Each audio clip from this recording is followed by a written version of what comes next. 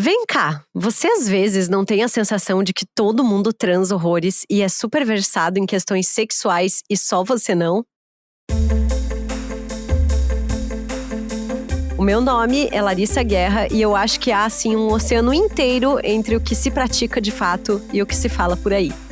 O meu nome é Mayumi Sato e eu sou uma prova viva de que quanto mais a pessoa fala de sexo, menos ela faz.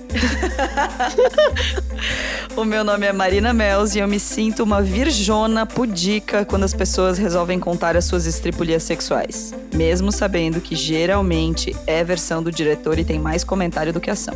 Se você é uma mulher adulta, tem a impressão de que a sua vida sexual está deixando a desejar e todo mundo tem experiências incríveis, parceiros insaciáveis e uma libido infinita, você não tá sozinho. No Donas de hoje, estamos com a empresária e palestrante Mayumi Sato, que comanda a maior rede social de sexo do Brasil, para desmitificar algumas impressões que temos sobre a vida sexual dos brasileiros. Vai ser um papo ótimo. Boas-vindas ao Donas da Porra Toda. Donas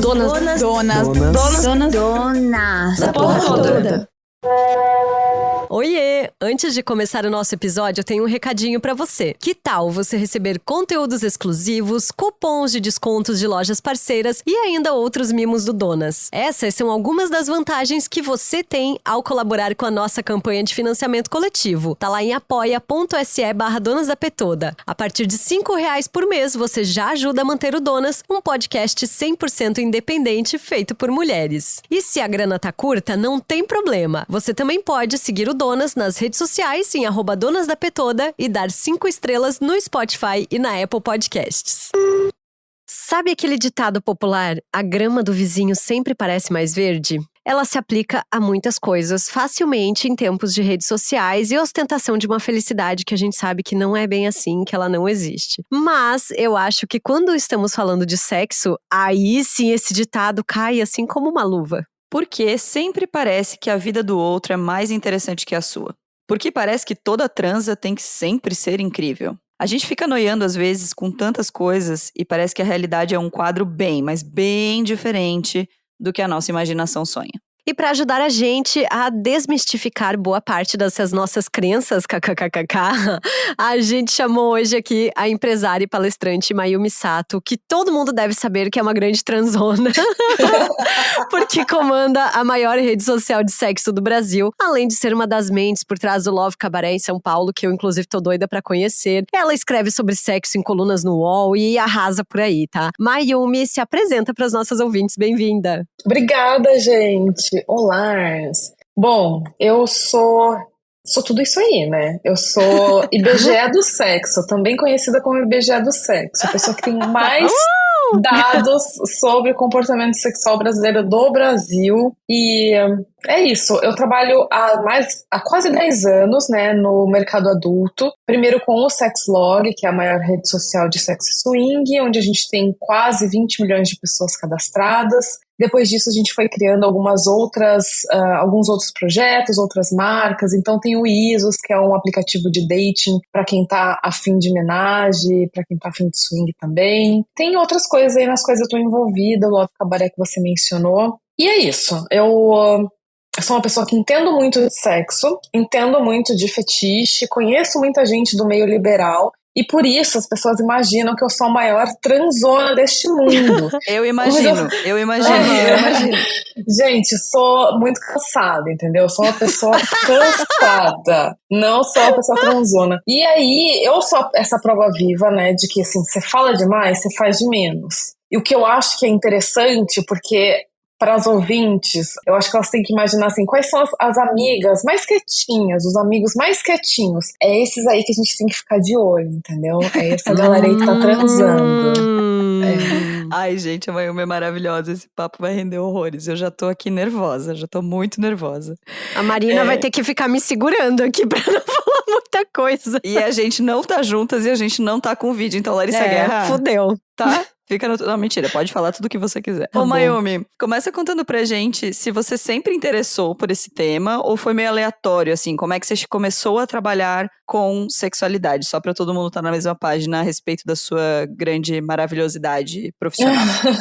Não, é um tema que eu realmente sempre me interessei, assim, tanto sobre sexo e relacionamento, são coisas que eu preciso saber a respeito. Eu acho muito curiosa essa forma como a gente se conecta com as outras pessoas. Eu acho muito curiosos, assim, os gostos diferentes, as estratégias que cada um cria para os seus relacionamentos funcionarem ou não, né?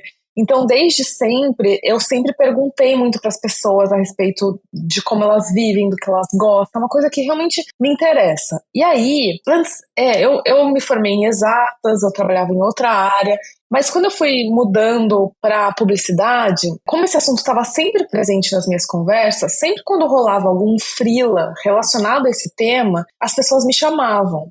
E há 10 anos atrás não tinha tanta gente assim que falava abertamente sobre isso, que se interessava por isso tão, né, de uma forma tão clara, né? Então era natural que as pessoas me indicassem. Aí rolou de me indicarem para o Sexlog, que era uma plataforma super pequena na época, tinha meia dúzia de gente trabalhando, não tinha uma área de marketing e casou assim com o meu momento. Eu tava procurando uma coisa para me dedicar inteiramente, né? Eu tava trabalhando em agência, né? E a agência não é aquela vida assim que eu desejei, sabe? Queria me dedicar a algum projeto. E aí entrei no Sexlog já como sócia desde o começo. E a gente foi crescendo, né? A empresa saiu de um produto só para ter 6 produtos hoje. Tem uma frente também que a gente está estudando inteligência artificial nesse segmento. Tem, né, aquisições que a gente faz assim ao longo do tempo. E é isso. Foi por isso que eu acabei nesse meio e acabou combinando também com o meu conhecimento talvez anterior, assim, que eu sou de exatas. Então se conecta muito a essa questão dos dados, de comportamento, a forma analítica como a gente olha para esse tipo de informação.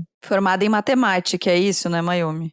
Na verdade, ciências atuariais, mas ninguém conhece esse curso, Meu que Deus, é praticamente matemática, economia e estatística, sabe? Mas é um curso mais Ai, que específico. gostoso!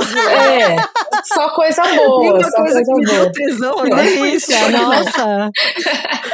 Ai, muito bom. Pois é. Mayumi, tá, mas aí vamos entrar agora na parte da conceituação do que é, afinal de contas, ser transão.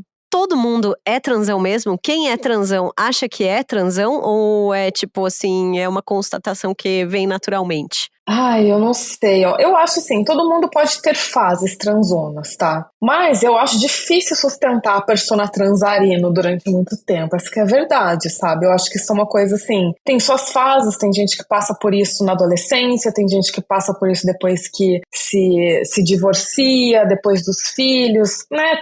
Enfim, isso varia de pessoa para pessoa, mas são fases. A questão é que eu acho que aqui no Brasil, assim, em especial, tô falando do Brasil, né? Porque eu não sei como é que é tanto em tantos outros lugares, mas aqui há uma pressão social para que você se autodeclare transona, eu acho, sabe? Na verdade, eu acho que tem uma tensão que te leva para 2 extremos. Ou para você assumir aquela persona super pudica, que não fala, não faz, não quer saber e quer, sei lá, se convencer de que você nem gosta tanto assim de sexo. E do outro extremo tem aquelas pessoas que eu acho que também ficam querendo criar esse personagem transão e que tá aí disposto a tudo, a toda hora, totalmente sem critérios e tal. E aí eu tô falando em especial dos homens, né? Homem acha que é isso, que é, sei lá, que é essa expressão de masculinidade que se espera deles, né? Que eles estejam sempre prontos e preparados pra transar a qualquer momento, caindo na rede a peixe.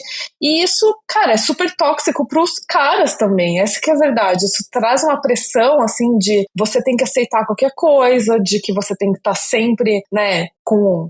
Gente, pode falar pau? Claro, pelo amor de Deus. Você tem que estar sempre com o pau em riche, pronto pra comer todo mundo.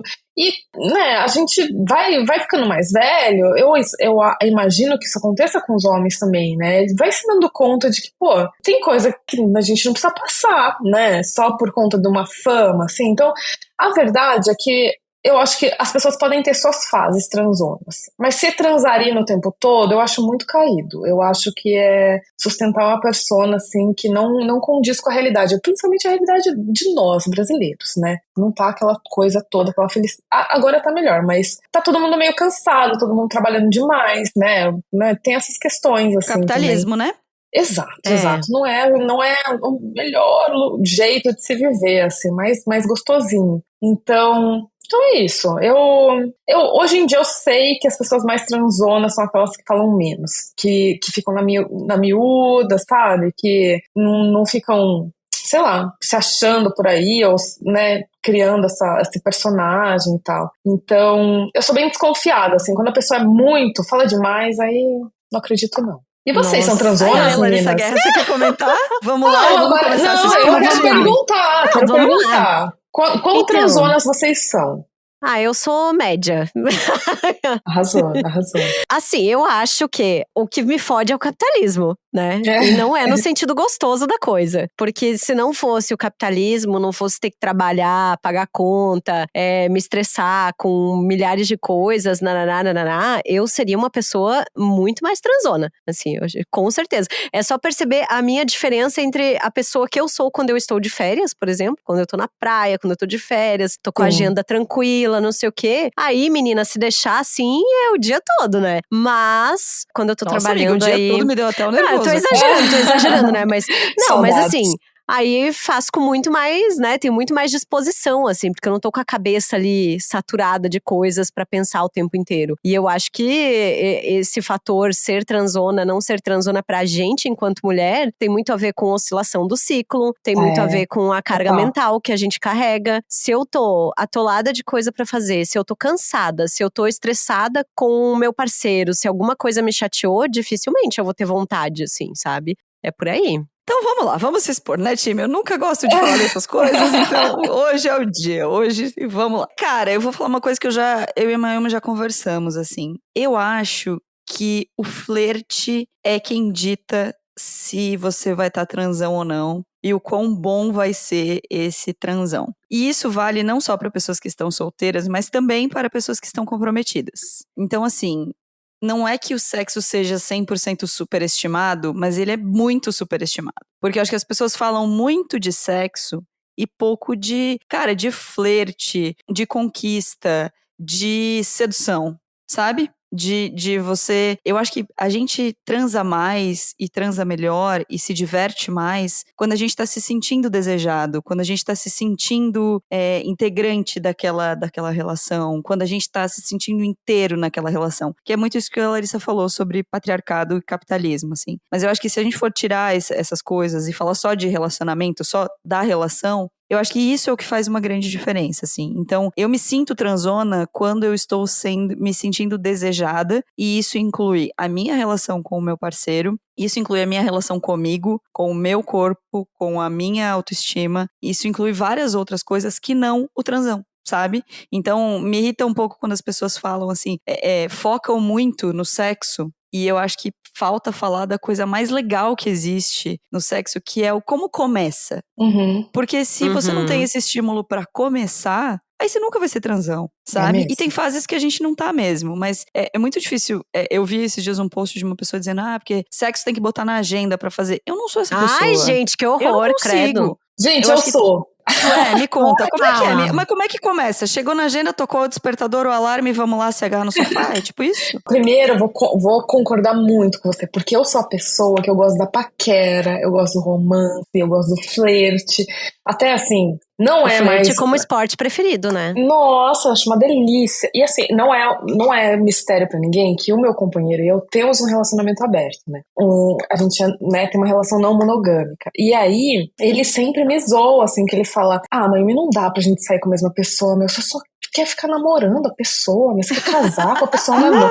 Você esquece que a gente tá num date, só fica pipipipopopó.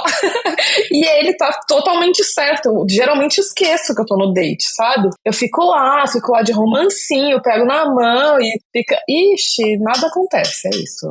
Essa é a minha vida. Mas o que eu tava falando de programar, eu entrei numa fase que eu tô curtindo essa programação, de fazer uma coisa assim pré-estabelecida, tá? Primeiro, porque assim, eu sou essa pessoa cansada mesmo, a minha rotina ela é meio doida, e a do meu companheiro pior ainda, a gente rola muitos desencontros de agenda, né? Ele tá viajando. Essa semana mesmo, eu viajei uma semana. Quando eu cheguei no dia seguinte, ele viajou. E a gente segue assim, sabe? Então, no nosso caso, e como eu sou a pessoa que prioriza o sono, eu tenho que planejar pra saber que, assim, essa noite eu tenho que me segurar pra não dormir tão cedo, porque eu durmo muito cedo, né?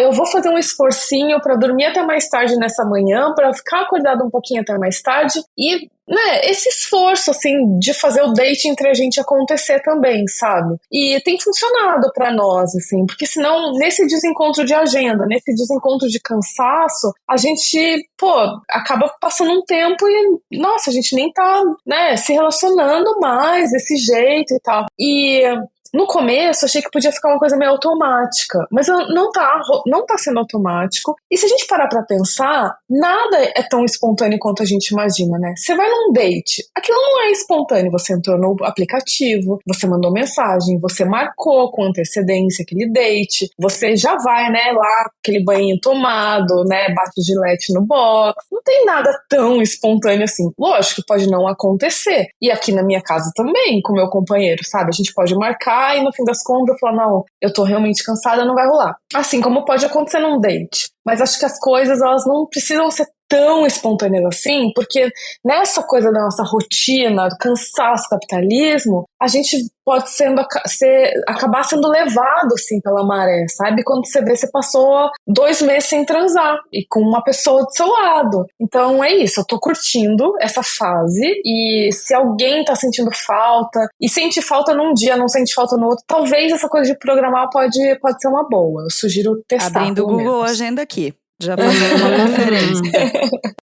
E eu acho que é sempre muito interessante te ouvir falar, porque é isso, assim, são raras as pessoas que falam, cara, às vezes você tá num relacionamento e vai ficar um tempo sem transar. E aí sempre vem aquela expectativa de que sempre vai ser como no começo, de que sempre vai, sabe? E é aí que eu acho que mora a confusão das pessoas entre o flerte e a sedução e o transar, efetivamente transar. Quando você falou de agendar, você falou, eu e meu companheiro agendamos um date. Isso. Mas um date, você não agenda uma transa, você agenda um date.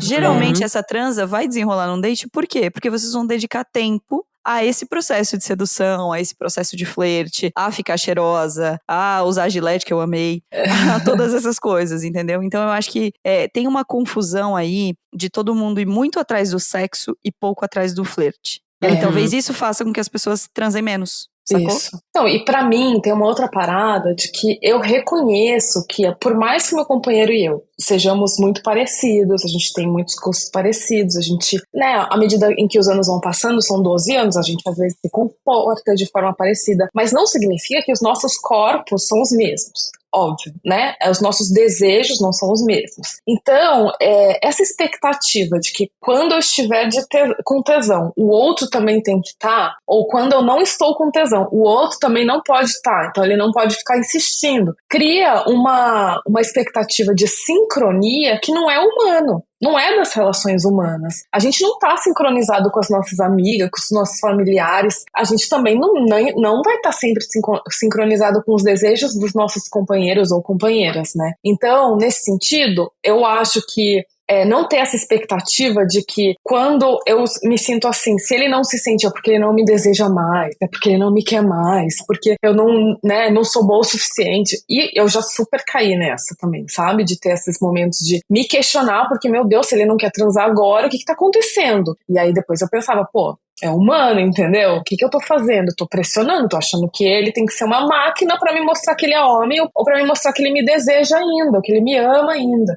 Então, encarar a desconexão é bom também. E aí, eu acho que nessas coisas da programação do date, é isso. Você pode ir até certo ponto ali, que deixa os dois confortáveis, né? Ou os 3, sei lá. E depois, né, cada um segue o seu ritmo também. O que eu tô aqui pensando, assim, será que a gente tô falando do ponto de vista da mulher hétera, né? Aquela que sofre, assim. A mulher hétera, 2023, o Brasil, etc, etc. O que eu tenho ouvido muito falar por aí nas conversas com as minhas amigas e tal, é que há um certo espanto e uma certa dificuldade dos homens em lidarem com os desejos das mulheres, assim. Com mulheres que manifestam seus desejos, que falam dos seus fetiches e tal, porque eu acho que até então era meio que eles comandando e falando as paradas, assim, sabe? E aí também já vou depois puxar um outro gancho pra gente falar sobre o pinto grande, tá? Então, vamos o meu momento começar. chegou. Vamos começar falando sobre essa questão de desejos, assim, porque uma coisa que eu tenho percebido muito nessas conversas com as minhas amigas é de sim, elas terem libido, de elas estarem interessadas em sexo, de que elas estão manifestando as suas vontades, mas os caras estão meio apavorados, assim, sabe? Estão.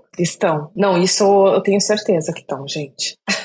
A quantidade de mulher massa, assim, foda que eu conheço, que tem dates e que elas percebem que os caras estão apavorados com o que tá acontecendo, assim, com o andamento do date, porque não é mais aquele date onde ele toma decisão, onde, né, o desejo dele é o que conta e a satisfação dele é o que conta. O homem não tá sabendo lidar. E por um lado, a gente tem que lembrar que nós todos, né, incluindo eles, nós todos fomos ensinados desse jeito, né? Assim, eu ouvi quando eu era mais nova que, a gente estava aqui pra servir dentro de casa. Isso era o que a minha família falava, assim, sabe? Que a mulher tem que servir a família, tem que servir ao marido. Então, a gente se rebelou contra isso, a gente elaborou todas essas questões machistas nas nossas vidas e nos rebelamos, enquanto os caras estavam ali, na deles, vivendo, vivões e tranquilos. Aí, de repente, quando eles acordam, as mulheres já estão todas donas de si, né? Isso é apavorante, isso dá pra perceber, sim. Eu acho que tem muito cara aí que não tá sabendo o que fazer com a própria masculinidade. E esse é um caminho que eles vão ter que procurar agora também, sabe? A gente vê a quantidade de grupos de mulheres se unindo e falando sobre seus problemas, entendendo que o problema que uma passa é um problema que as outras passam, falando sobre como evoluir enquanto mulheres, enquanto mães, enquanto parceiras, enquanto amigas. Acho que os caras precisam dar uma acelerada aí também, entendeu? Eles vão precisar se virar, se reunir, se questionar também, porque dá pra entender o desespero. O que não dá é pra a gente agora a gente entrar no papel de professora, sabe? Já que vocês estão desesperados, deixa eu te ajudar a superar isso. Francamente, né? Francamente. Ai, gente. E aí, entrando nessa questão do pinto grande. O cara que tem o pinto grande, ele realmente, ele é tudo aquilo?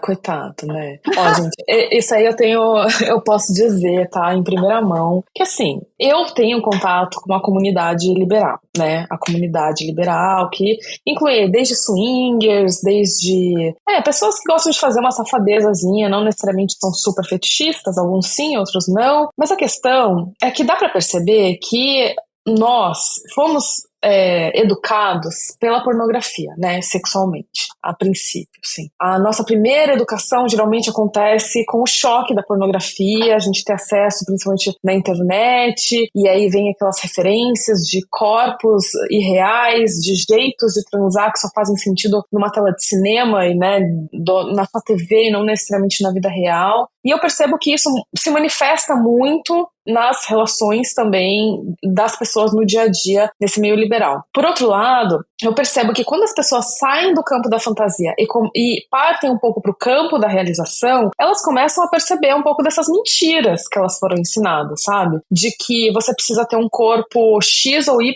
para ter prazer, para ser desejada, para ser desejante. E no caso do homem, ele sempre se ancorou nessa questão do falo, né? Então todo o sexo era concentrado em quão ereto ele está, em quantas vezes ele goza, se ele goza 2 vezes sem tirar de dentro, se ele tem uma piroca grandona. Mas à medida em que a prática começa a ser realizada, você começa a perceber que essas coisas não são tão importantes assim, que isso talvez seja até um jeito de distanciar o sexo das pessoas, sabe? Quando você coloca tantas coisas necessárias para que o sexo seja bom, e portanto o pinto gigantesco e o veiudo faz parte desse pacote, isso afasta as pessoas que poderiam aí estar se divertindo umas às outras. E eu sou super partidária do pau mediano, entendeu? Eu gosto do pau mediano, se vier um pequeno, eu traço também aquelas. Agora eu exagerei um pouco. Ó a transona aí. A transona chegou agora. Mas e assim, pô, eu tenho um útero, né? Nós temos um útero, a gente sabe quão complicado é lidar com uma piroca gigante. A gente tem amor ao nosso útero, o negócio não é fácil. E quando, né, eu acho que é uma questão assim de bom senso, sabe? Obviamente, vou falar que não pode ser do tamanho X, não pode ser tamanho... Não é isso, gente. Mas assim, resumir a masculinidade do cara pelo tamanho do pau, ou quão boa a transa é pelo tamanho do pau, é a coisa mais infantil, eu acho. É uma fantasia infantil, porque não leva em conta o ser humano, né? Não leva em conta a pele, não leva em conta o cheiro, o toque, que são coisas que são muito mais presentes do que tudo, do que o resto. Então, por que eu falei que esse é um assunto pra mim, assim? Porque nós temos uma amiga que vai ouvir esse episódio e com quem eu tive uma pequena treta amorosa e fofa sobre isso, assim, porque eu acho que tem uma coisa que a gente querer julgar ou a gente querer, assim, entender que uma experiência por antemão só vai ser boa se tiver um tamanho X ou tiver um tamanho Y, ou que você só vai sentir prazer se tiver um tamanho X ou um tamanho Y, ou colocar isso como uma exigência na hora de um date, por exemplo, ou, né, enfim, ter essa questão, é objetificar os homens, assim como eles fizeram com a gente, quando eu só vou pegar uma mulher que tem um peito X, eu só vou pegar uma mulher que tem tantos quilos, pra mim dá exatamente na mesma. E aí o argumento pode ser, beleza, eles fizeram isso com a gente tanto tempo, a gente pode fazer com eles. Se todo mundo estiver preocupado com vingança, ninguém vai se divertir e transar. Nossa, gente, que perda de tempo. Imagina você viver se preocupando com vingança, quando você poderia viver se preocupando em ser feliz e dar prazer e receber prazer. Pelo amor de Deus. Exato, então a minha treta com esse lance do pau é que eu acho que muitas mulheres estão deixando de ter experiências legais por esse tipo de coisa. Muitos homens estão ficando retraídos sexualmente por esse tipo de coisa. E assim, não estou aqui para passar pano e dizer pobre coitado do cara. Não, né? Vamos ser adulto, né? Vamos conversar direito. Mas assim, resumidamente, todo mundo perde, sabe? Eu acho que essa discussão é uma discussão vazia, é uma discussão que, nesse lugar que a gente tá hoje, que a gente já entendeu, eu espero, que sexo não é penetração, que dá pra ter prazer de outros jeitos, que dá pra gente se divertir fazendo outras coisas, essa discussão reiterada sobre tamanho de pau me deixa irritadíssima. Eu perco a compostura. Porque eu sinto como se a gente estivesse voltando várias casas nessa discussão, sabe? Exato, esse negócio de desumanizar, né? Quando você resume alguém a uma parte do corpo, significa que você tá desconsiderando todo o resto. E todo o resto é o quê? 99% da pessoa. Como é possível, assim? Acho... E é isso que você falou é muito real, assim. A gente já não aceita mais que olhem pros corpos femininos e coloquem critérios de aquilo é aceitável ou não, ou é gostoso ou não, ou é bom ou não. A gente não aceita. Por que a gente vai aceitar isso com um corpo masculino? Eu acho muito triste mesmo. Eu acho uma conversa que beira, assim, sabe, uma loucura. Como é que você exige uma coisa para você, seus pares, as pessoas com as quais você se relaciona, mas com os outros você age, sim, na maior escrotidão. Eu acho péssimo. Eu fico pensando aqui que, assim, eu sou pisciana, né? Sou uma piranha emocionada. Então, eu sempre tive muito mais o rolê. E aí, eu acho que também tem a ver um pouco com o fato de que eu sempre fui uma mulher fora do padrão, né? Já falei várias vezes aqui no Donas de que eu sempre fui uma mulher gorda.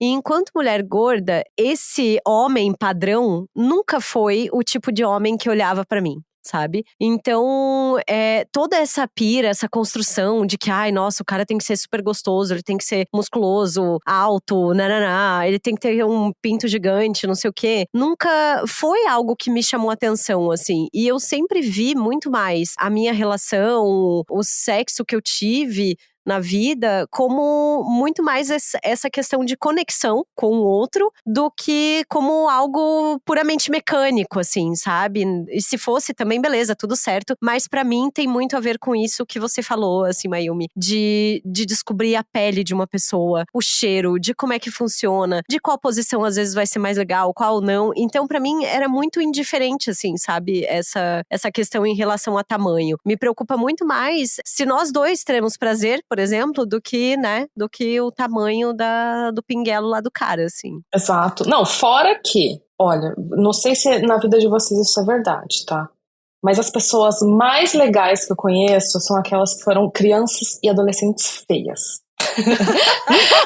Gente que já foi feia, é que as pessoas elas melhoram, assim, elas, né? Hoje em dia, tecnologia, tem jeitos.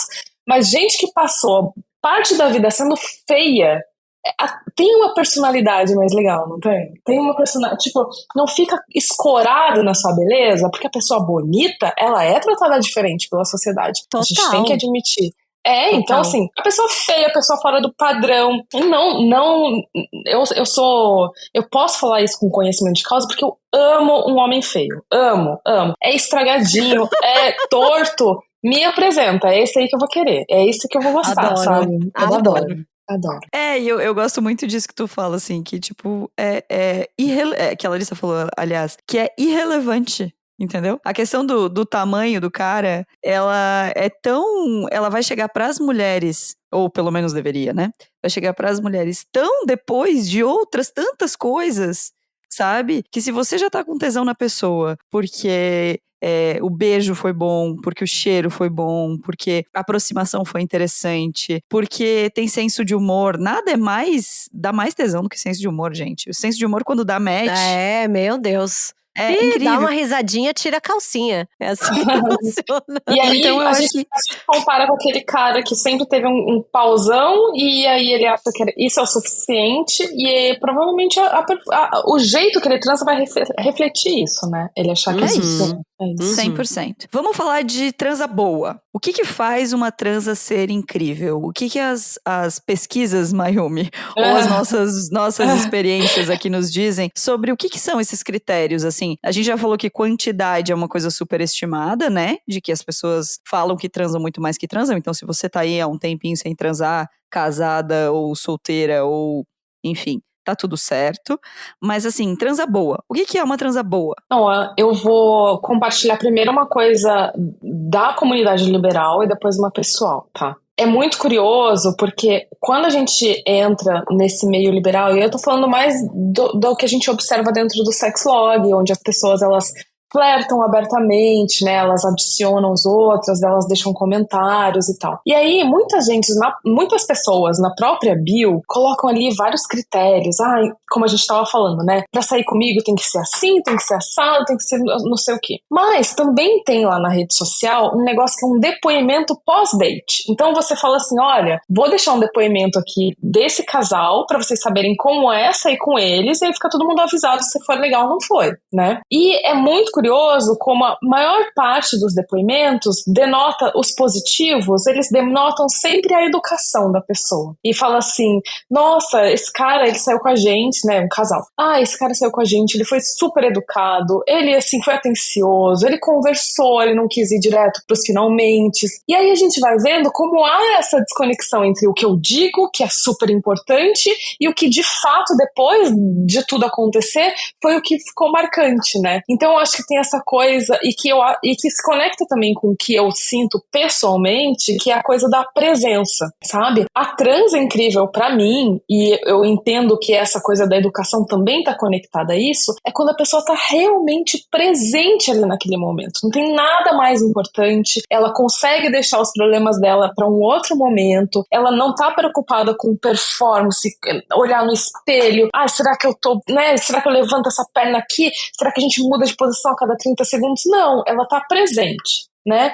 E aí cria-se um ritmo ali de presença, de eu vou sentindo o que você tá fazendo, você sente o que eu tô fazendo, o que eu tô querendo, e a gente vai criando essa dança junto, assim. Eu acho que não tem como ser uma trans incrível se as pessoas não estiverem realmente presentes naquele momento.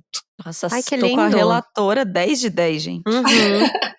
Pra você, Lari. Eu acho que tem tudo a ver com essa presença, tem a ver também com essa disposição em se divertir, assim, sabe? Porque o que eu tenho percebido muito é que as pessoas estão, e talvez por isso todo mundo acha que é transão, mas não é que tá todo mundo criando uma lista tão grande de expectativas e de exigências em relação ao outro, que aí se a pessoa, ela descumpre, por assim dizer, tô falando esse descumpre entre aspas, com uma coisinha mínima, assim, que ela não imaginava que fosse, ela, pronto, já estragou o rolê, sabe?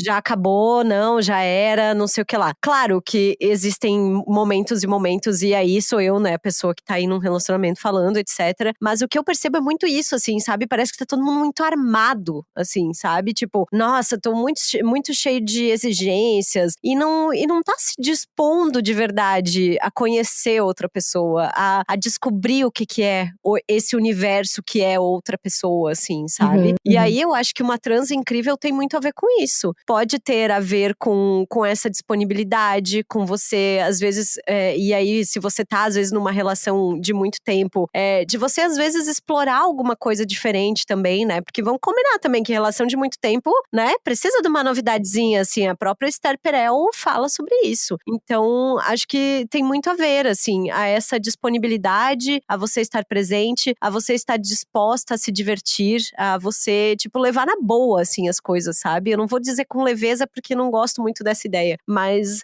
cara, tamo aqui, sabe? Tipo, abraça, tá no inferno, abraça o capeta, assim, sabe? Tipo, vai, curte, né? Para de noiar um pouco, assim. Eu acho que as pessoas ficam noiando.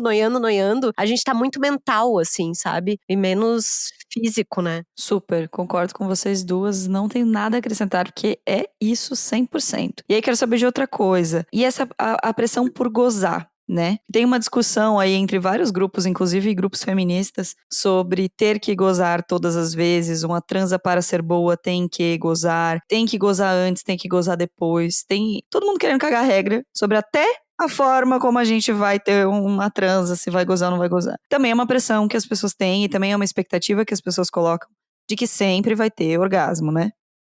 E de que pra ser bom tem que ter, né? Que eu acho que é a pior coisa. Exato. Não, e a gente tava falando dessa transa onde o falo é a coisa mais importante, né? Eu também acho que a gente não pode transportar uma neura, então vamos falar, beleza, a pirocona não é a coisa mais importante do mundo, mas agora, então, gozar, chegar no orgasmo e ter exatamente esse tipo de prazer aqui para estabelecer que foi ok, é o que eu espero para toda a relação. Eu também acho que é uma cagação de regra totalmente sem sentido, assim. Uma coisa que eu percebo é que talvez, às vezes, a gente, nessa ânsia de apontar comportamentos masculinos com os quais a gente não corrobora, como, por exemplo, criticar um corpo feminino, às vezes, a gente reproduz esse tipo de coisa, né?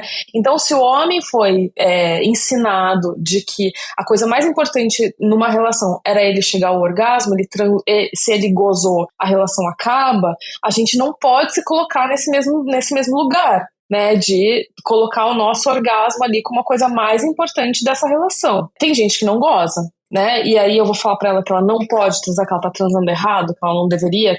Enfim, cada um tem o seu processo ali de autodescoberta, de entendimento. Tem gente que só goza sozinha, não vai conseguir gozar com o parceiro ou a parceira, mas ainda assim tem muito prazer naquela relação. Tem uma série de fetiches que simplesmente não envolvem penetração, não envolvem nem o toque genital, e nem por isso deixam de ser sexo, deixam de ser fantasias, fetiches, prazer, né? Então, acho que se a gente se desconectar dessa ideia engessada do que é sexo, eu acho que a gente consegue ser até mais gentil com as nossas relações. Isso se conecta com vocês estavam falando agora, né, de não criar tantas expectativas, e se não atende a uma expectativa minha, então o date todo foi por água abaixo, então essa pessoa já não serve pra mim.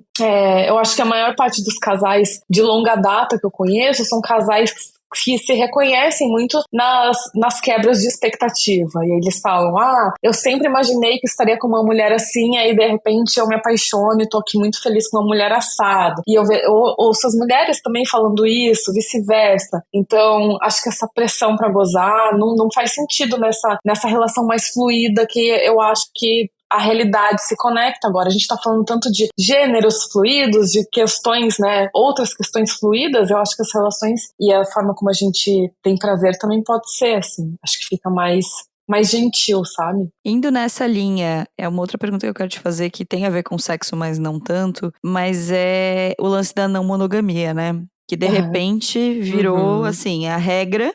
Especialmente se você é progressista, você precisa ter um relacionamento não monogâmico. Então, todo mundo é não monogâmico mesmo? Ou o que a gente tá vendo que não tá exatamente saudável nessa pressão pela não monogamia? Não, olha, em primeiro lugar, não tem nada que todo mundo seja igual. Não tem nada na nossa vida. Não tem o jeito, sei lá, que a gente se relaciona afetivamente, não tem, famílias não são iguais, o jeito que a gente aprende as coisas não são iguais. Então, assim, achar que há um modelo que contempla todas as nossas relações, que deveria contemplar o afeto de todas as pessoas, é sair de uma prisão e colocar em outra. É falar assim, a prisão da monogamia, vamos então para a prisão da não monogamia. Entende? Eu vou querer encaixar todo mundo no que eu acredito que seja melhor para as pessoas. E eu já acho uma loucura você querer ditar o que é melhor para as pessoas, como elas deveriam se relacionar. O que isso tem a ver com você, né? Quando a gente... Acho que hoje essa conversa, por exemplo, das relações homossexuais, elas já são muito mais avançadas. Mas até algum tempo atrás, o maior argumento que se usava e que funciona mesmo, é assim, mas o que você tem a ver com o jeito que a pessoa transa, com quem ela transa, entende? Então isso pra mim se aplica também à forma como as pessoas se relacionam. O que eu tenho a ver com o jeito que as pessoas se relacionam? Se ela diz que tá feliz de um jeito X ou Y, eu só posso aceitar, eu só posso acreditar. Isso significa que ela vive desse jeito e eu vou escolher o jeito que eu vivo. Então, eu vejo muita gente... Na verdade, eu acho que é uma coisa um pouco do nosso tempo, assim. A gente tá nesse momento, não sei se é nesse momento, ou se isso é uma coisa humana que sempre esteve aí de alguma forma, mas se a gente for ver essa relação meio liberal que a gente tem com o conhecimento, né? Então, vende-se curso de absolutamente tudo e aqui eu vou te ensinar a ser rico, aqui eu vou te ensinar a ser feliz, aqui eu vou te ensinar a ter o corpo perfeito. E aí, de repente, surgem pessoas que vão te ensinar a ser feliz nos relacionamentos amorosos. E é isso. Infelizmente, eu acho que acaba captando a atenção das pessoas desesperadas por soluções, assim. Elas encaram isso como uma cartilha que está sendo dada, que está sendo explicada e que, portanto, agora eu preciso sentir de um jeito diferente. Eu preciso olhar para as pessoas que eu amo de um jeito diferente. E eu acho, eu sou super não monogâmica, nunca tive uma relação monogâmica, mas eu acho que isso está sendo muito cruel com as pessoas, na verdade. Eu acho que ao invés de trazer para elas para um entendimento de que o jeito que elas se relacionam depende da vontade delas e que ninguém deveria interferir nisso, tá indo para um lado das pessoas se sentirem culpadas por emoções. Veja que maluquice, as pessoas falam assim, eu me sinto culpada porque eu sinto ciúme. Eu falo, minha filha, sinta, pelo amor de Deus, assuma, sabe? Lide com isso, elabore os seus ciúmes, não coloca ele dentro de um armário e feche com chave, porque isso não vai te fazer mais feliz. Não é assim que você lida com os seus sentimentos. Se o seu sentimento tá aí, é porque ele existe e porque ele foi construído de alguma forma, ele criou-se dentro de você a partir das suas experiências, a partir das suas relações. Se você quer revisitá-lo, olhá-lo de outra forma, lidar com ele de outra forma, é um processo e faz isso com calma, faz isso com tranquilidade, sem pressão. Eu sou partidária da não monogamia, mas já faz um tempo que eu escolhi não falar sobre isso nas minhas redes sociais, apesar das pessoas gostarem, insistirem e elas têm essa demanda, mas porque eu infelizmente me vi num lugar assim que é de muita até expectativa com relação às minhas próprias relações. E se eu não tô criando expectativas com relação às minhas relações, eu não quero que os outros criem, eu não quero ser modelo de relação pra ninguém, eu não quero dizer o que as pessoas devem ou não fazer, porque o que eu fiz funcionou comigo e eu funcionei com muitas aspas, que é cheio de percalços no meio. Então, eu eu gosto de falar sobre isso, mas sempre enfatizando o fato de que eu não sei o que é melhor para as pessoas, e cada um tem seu ritmo, cada um tem seu tempo, e eu realmente espero que elas não fiquem pulando de uma grade para outra. É isso, assim, eu acho que é isso que eu gostaria. Ai, gente, Mayumi. Nossa, eu me emociono, né? Eu falo disso com... Não, tá certíssima. Eu só queria deixar claro pra nossa audiência que nós combinamos essa pergunta. Então, Mayumi está falando sobre não monogamia porque quis e tá tudo certo. Ninguém tá obrigando ela a falar. Não, e com vocês, a gente já tinha, né, conversado, assim, em outros momentos sobre isso, informalmente. Então, eu me sinto super conectada à forma como vocês enxergam o mundo, assim. Tem coisas que a gente não olha ou não vive da mesma forma, mas eu acho que esse que é o legal de conversar, sabe? A conversa que eu não gosto, em geral, é aquelas em que ou todo mundo só ouve e concorda, ou as pessoas, de um lado as pessoas cagam regra e do outro elas só ouvem e concordam. E eu acho que é isso que não torna uma conversa interessante, assim. Então, uma coisa que eu percebo muito e até tava dando uma estudada a respeito, é que eu acho que é ruim que esteja rolando essa cagação de regra ilimitada a todo tempo, tipo, ai gente, sério, assim, ó, a vida já tem regra demais, sabe? Regra demais. Não fica botando regra no que é pra gente se divertir, sabe? Eu fico meio pensando nisso, assim. Mas também fico pensando que, por outro lado, às vezes é bom que a gente esteja também falando sobre não monogamia, que seja esse o grande tema aí já há alguns anos, e aí de repente todo mundo vem, senta o pau, de repente todo mundo vem e fala, é maravilhoso, e aí dá confusão, nananá, sabe? Porque eu acho que é um processo também de a gente naturalizar o tema, sabe? Porque agora ele é muito novo, de fato, né? Agora parece que sim, de uns anos pra cá que rompeu uma bolha, por mais que não monogamia existe há muito tempo, que não sei o quê, parece que agora rompeu, e talvez por esse momento que estamos vivendo dentro desse contexto, talvez sim esteja rolando esses exageros, estejam rolando essas coisas, mas pelo menos estamos discutindo, sabe? Porque uma coisa que eu fico muito pensando assim, gente, sei lá, 8 bilhões de pessoas no mundo. É muita... Eu não sei se nem pretensão é a palavra certa, mas é ser muito pequeno, né? É ser muito mesquinho a gente achar que essas 8 bilhões de pessoas vão agir, vão amar, vão se comportar, vão ter as mesmas coisas, os mesmos interesses, né? Então, por isso eu acho que é interessante, mas sim, é cansativo também. Boa. Vamos então para fechar, que a gente já aqui estourou o tempo, mas é isso. É isso que a gente tem, que a gente começa a falar desse assunto, a gente vai. Mayumi, a gente queria falar um pouco de fetiche. A gente conversou um pouco sobre isso e a gente percebeu que há uma grande diferença entre as expectativas e as realidades, né? Então, assim, o que as pessoas falam que são seus fetiches e o que de fato elas entendem como fetiche. Então, eu queria que você começasse compartilhando com a nossa audiência sobre os menages, que é uma coisa que eu e a Larissa ficamos assim... a gente teve uma conversa muito longa sobre isso e vamos replicá-la aqui resumidamente. Então, conta pra gente, o que são... Qual é a expectativa do menage? Qual é a realidade do menage? Tá, bom, ao longo dos anos, a gente sempre vai fazendo pesquisas, analisando quais são os fetiches que mais interessam as pessoas.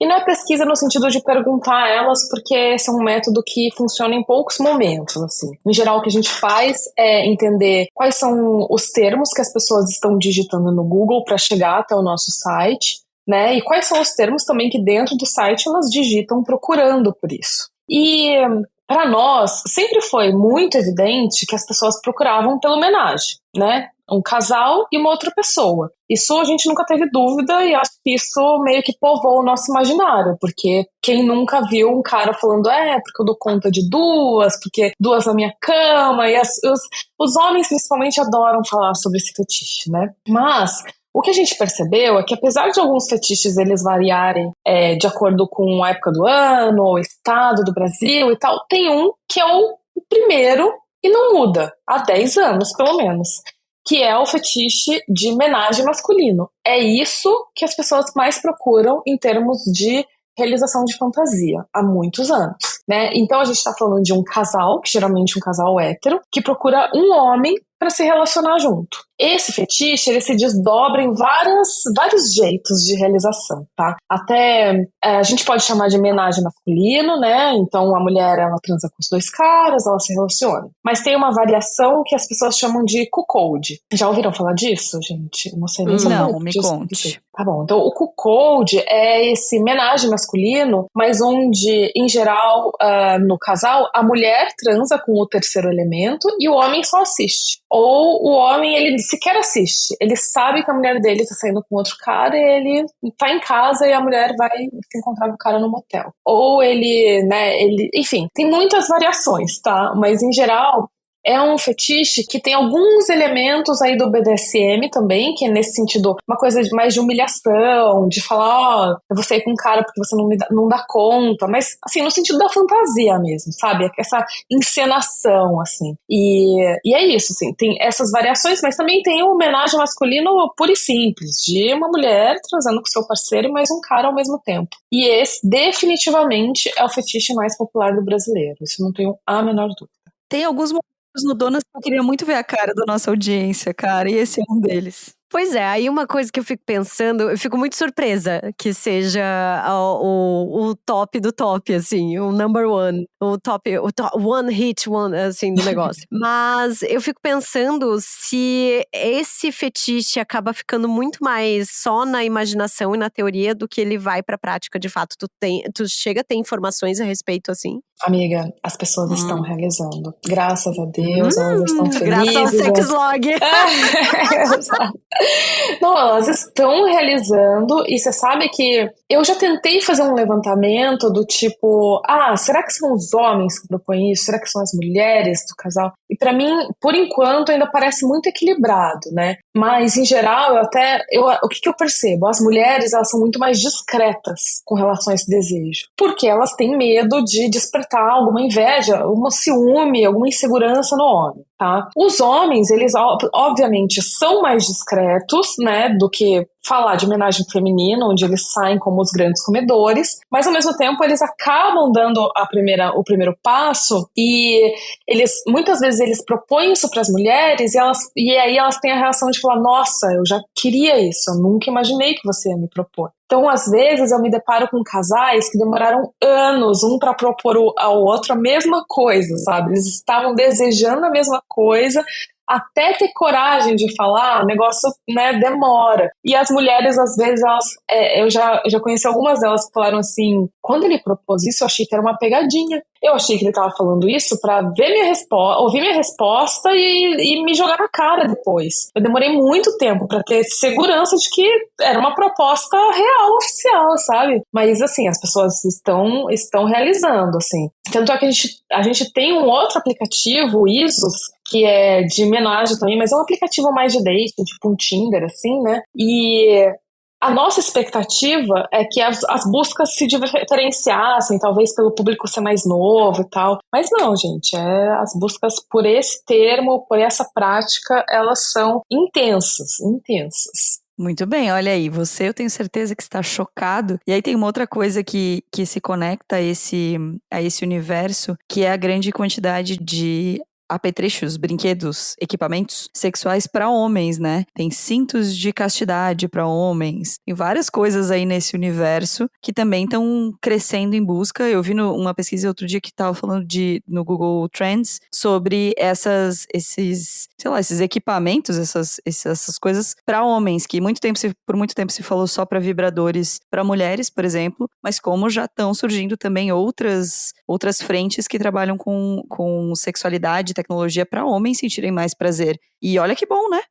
Que bom. Não, e que bom dos dois lados, né? Que tem coisas sendo feitas para os homens e tem coisas sendo feitas para mulheres por mulheres, né? Porque quantos anos a gente ficou usando coisa que na imaginação do homem fazia muito sentido, mas ele não tem uma vagina, então era difícil que na realidade ela, né, fizesse tanto sentido assim. Então, acho que tá todo mundo ganhando. E assim, eu tô falando de mulher com vagina, homem com piroca, só por uma questão assim de costume mesmo, mas Sim. tem muitos equipamentos sendo feitos para pessoas não binárias, com gênero fluido, pessoas trans, e pessoas trans criando os equipamentos, sabe? Criando as funcionalidades. Acho que isso é muito rico pra gente, pra nossa experiência e pro reconhecimento das nossas complexidades, né? Que, não dá pra achar que nós somos uma coisa só, assim. Então, eu acho que nesse sentido, assim, o mercado, ele se fortalece muito,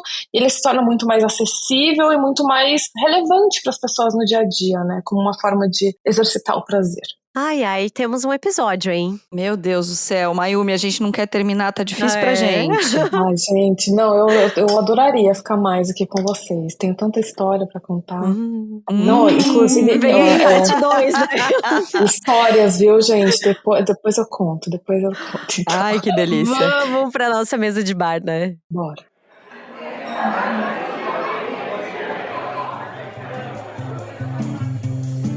Chegamos então à nossa mesa de bar com o Mayumi. E assim, se tem uma coisa que a gente queria agora é essa mesa de bar, gente. Meu Deus. Socorro! Mayumi maravilhosa. Vocês, por favor, sigam Mayumi. Ouçam tudo que Mayumi tem a dizer, porque Mayumi é essa voz, é essa grande gostosa ponderada, que eu amo. A pessoa que é uma grande gostosa, uma grande intelectual também. Mas antes de seguir lá a Mayumi, segue a gente também lá no @donasdapetoda, no aplicativo que você tá ouvindo a gente, seja no Spotify, seja no Apple Podcasts, dá pra curtir, dá pra classificar, colocar lá o número de estrelinhas, que sempre ajuda a gente com algoritmos, não é mesmo?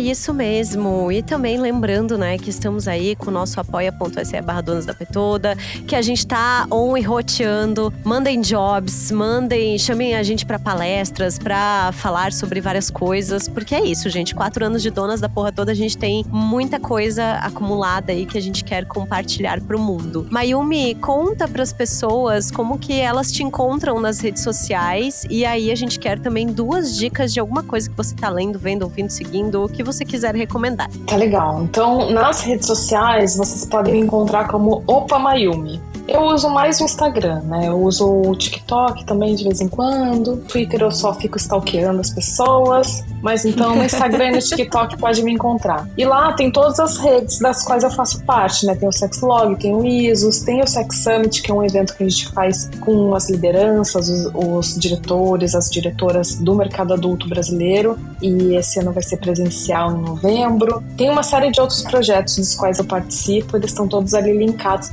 Tem também o meu podcast, o Vida Não Mono, que ele teve uma temporada, agora eu tô numa pausinha dele, assim, mas eu quero voltar. Que é um podcast onde eu conto histórias de pessoas que vivem a não monogamia, compartilham suas histórias.